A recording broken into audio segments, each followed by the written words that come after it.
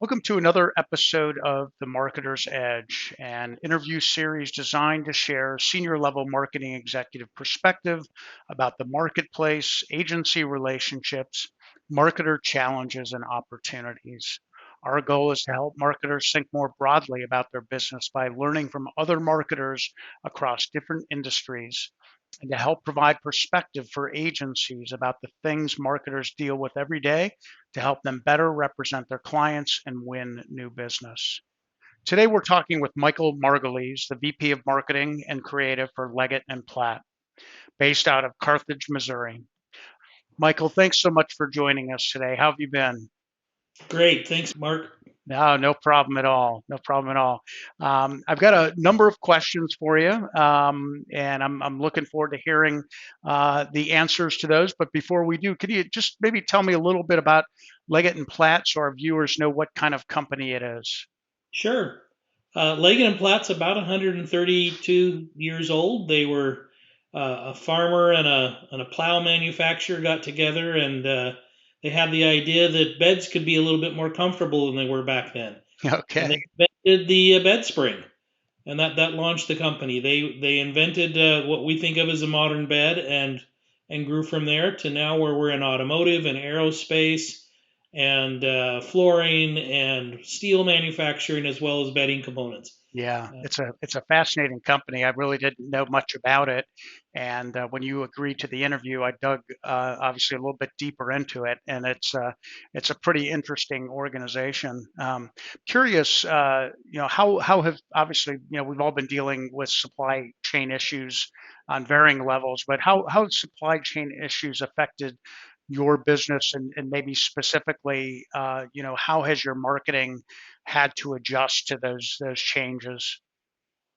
Mark, probably like most manufacturers, COVID and the lack of labor and some of the other shipping challenges have been a challenge for us too. We're a global company. We manufacture all over the world, and sell into markets all over the world. But one of the problems we face, like everyone else, is getting raw materials. Right. Uh, for quite a while, steel was a big problem, and the chemicals that we use to make many of our products was also very difficult to obtain. Much of that has kind of ironed itself out a little bit. Oh, that's We've good. changed, we've changed the way we go to market and how we inventory, keeping more inventory on hand. We've built several new distribution centers across the United States and Mexico to be able to house more raw materials Hmm, that we can have on hand and more readily adjust with supply issues. And those are just coming online now, but that's really helped us smooth out the impact of the supply chain. got it. And So so when things were under a lot of pressure, did you have to change the way you marketed your business or supported your salespeople? Was there anything specific that had to adjust? very Leggett and Platt is very much a relationship based sales organization. Got it. Our engineers and our sales reps, who are very technical, deal very closely with individuals in the companies that we serve. We don't sell very little to nothing almost online, and we don't sell direct to consumers. So Right. we're, Right. we're mostly a B2B. And because of COVID and the lockdowns, that prevented us to bringing our clients in to see us into our Sure. IDA centers and us going to go to them. One of the things that we saw that changed dramatically is our use of 3D modeling and video, which we were already pretty good at, but came to realize really quickly that we could be much better communicators getting the information about our products to our clients by demonstrating the products in 3D photorealistic versions, since they couldn't come and touch and feel. Cool. And I'm curious, that change, like in my business, I used to fly to meet new clients, and now I'm doing it virtually. And I imagine that I probably will continue to do it virtually because it's working pretty well. And our business is very different from your business. Did you find or have you found that what you've been doing during the pandemic could prove as a bit of a substitute for some of that sort of face-to-face work you were doing, or do you see yourself reverting back to the way you were doing it pre-pandemic? Our clients have let us know they're anxious to get back together, That's great. in particular because they need to see and help build and design products with us. Um, One of the areas where we do a lot of face to face meeting was trade shows, which were stopped for the last 2 years and are just Hmm. starting to get back again. Got it. That was an extensive part of our business. But virtual will definitely continue to be a part of it. It's also changing the way we deploy our websites with a lot more 3D and video content. That's great. That's great. Yep. Not so much a marketing question, but just more of a business question.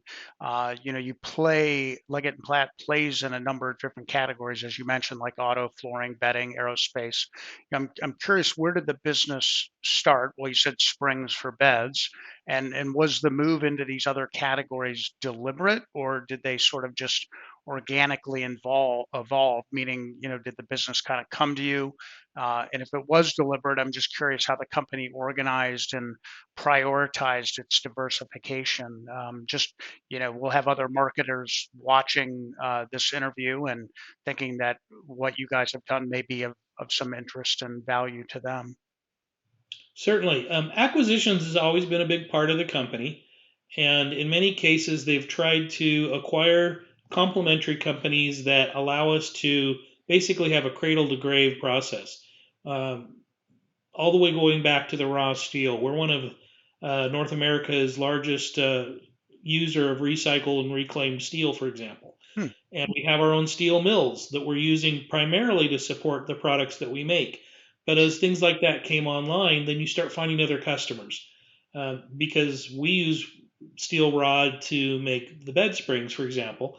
But those same components work in office furniture and home furniture and in automotive applications, in making fences right. and store displays. So over time, businesses that we would either find that were complementary, we would either make acquisitions or build them out ourselves. And in some cases, they came to us where we became partners and worked together for years. And at some point, it made sense for the company to acquire those businesses. Got it. Uh, Got it. Is has the make life more comfortable sort of mantra, does that hang well across all of the categories that you're in? Probably a few that don't. Okay. Our primary business is yes, but for example, in our aerospace divisions that make specialized tubing and joints and metal parts that go in things anywhere from an aircraft to a spaceship, Okay. uh, Probably you not. probably don't know that that product is even there. Right. Right. Okay. Interesting. All right. Well, so just kind of jumping back to the marketing world here, you've operated as an advertising director for a very consumer centric organization, Macy's West. Curious how marketing is different running a company that is primarily B2B, but also involves, I think you mentioned to me before the interview that you do some selling a private label and some, maybe not a lot, direct to consumer selling. As most retailers would know, demographic understanding of your audience is super important. It certainly was at West. We had profiles and personas that every kind of person that might come into one of their stores or utilize their websites. Spent a great deal in much more complex analysis of how sales were going and trends. Did the weather affect the performance of this store? Did this celebrity that was on the news last night wear a sweater that we have in stock? Do we need to stock that up because now it's going to be popular for the next week? We spent a lot of time really thinking about how does the consumer think and how do they approach our products and how do they feel about their experience in the store.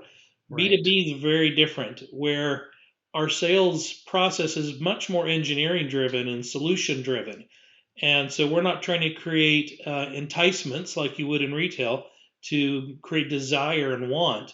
Instead, it's much more practical. How can we provide solutions that help this client manufacturer bring products to market that are going to be profitable for them? How can we Yep. help remove costs out of their processes? How can we help them to be more efficient in the ways that they go to market and the things that they build? Perhaps we can help them by building things for them. Got it. Yeah, it makes sense. I'm just curious. I'm sure there aren't many in answer to this question, but are there any consumer marketing principles that you've found you've sort of carried into this B2B world that work effectively? Messaging or the way you're going to trade shows, the way you sort of market yourself at trade shows. I'm just curious if there's any carryover. I have seen some B2B companies bring consumer marketing leaders into their organization just to try and capitalize on some of those. And I'm just curious, in your world, do you see much of that happening? Yeah, I think there's a lot of crossover. The way we would address branding and message and voice and positioning very much crosses over into the retail world. There you go. Yep. Yep. That makes good sense. So, curious, do you guys have I know you manage an internal marketing group, or does it operate more or less like an internal agency for you? Very much. We do have some outside agencies for specific needs. For sometimes they're better at addressing particularly narrow markets that they're more specialized than we are. Okay. We try to support our companies globally, and so there's also times when a local agency might be more appropriate in a particular country than having us try to do everything. Okay, got it. On a country by country basis. I'm just curious because obviously, in-house agencies are definitely a thing. Curious in your world, when you do go outside and look for specialty agencies, what types of agencies help you sort of fill the gaps where maybe your internal expertise just can't get you to where you need to be. A good example of that is bringing products to consumers directly, particularly online channels, marketplaces like an Overstock or Wayfair or Amazon. There are specialty companies that help large companies like ourselves that don't have a retail presence navigate that, process the products, and do the data feeds and help you to optimize your products on those different marketplaces. Even though we're probably pretty knowledgeable about how those things work, we don't have the manpower to execute it. Got it. Got it. So some of it is a little bit of a spillover because you don't have enough resources inside to necessarily get it all done. Exactly. Okay. And just if you had to sort of define the core advantages to having an in-house agency like group, like you have at Leggett at Platt, what would those advantages be, do you think, versus, working outside almost exclusively with an agency? And I've worked at agencies or consulted with agencies too, and I'm aware of being on both sides of that. One of the core advantages is our intimacy with our products. We have, for example, an art director, graphic artist, web developers, project managers that will spend many years with a client where they're quite intimate with how those things make. They can talk about I can't, but I've got art directors that could tell you about the tensile strength and spring back of a piece of metal that is way over my head. But they can Right. talk competently with the engineers. So when an engineer says, the fact that we did 3 twists on this piece of wire and not 4 means something, they understand what they're talking about and they can craft that Right. into a value proposition. An Yep. outside agency can make things look pretty and present it well, and help you target your audience, but they don't have that intimacy with the products that's so Got it. important to our customers. Got it. Yep. Yep. That makes good sense. I know in some more sales-driven organizations, sometimes there's a bit of tension between the sales group and the marketing group, and sales wanting one thing and marketing not necessarily giving them exactly what they need. At Leggett and Platt, how do you avoid those issues? How do you work well with your sales team? Any counsel for those listening to us today?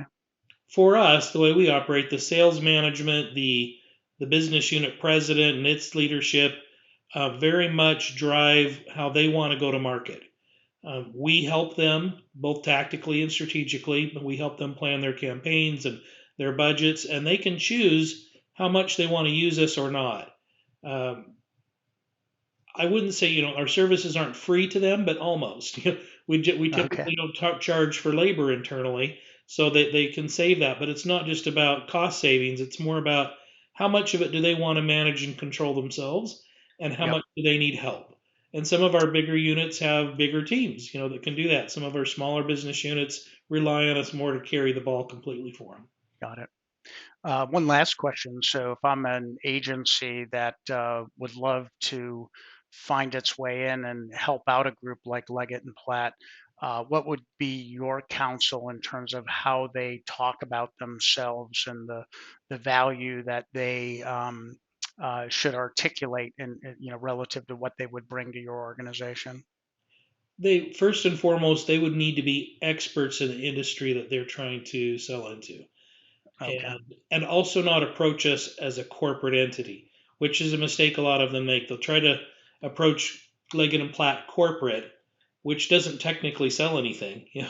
We manage the business of all these businesses, but the automotive group knows how to sell to the automotive group, and Right. you can't approach it unless you also know how to sell to automotive companies, and so on with all of our different organizations. If you're an agency that's used to working with large scale construction, then our Haynes companies, Haynes Geo, is appropriate for that company. But we probably wouldn't be able to speak the same language if you were talking about the people that make chair components.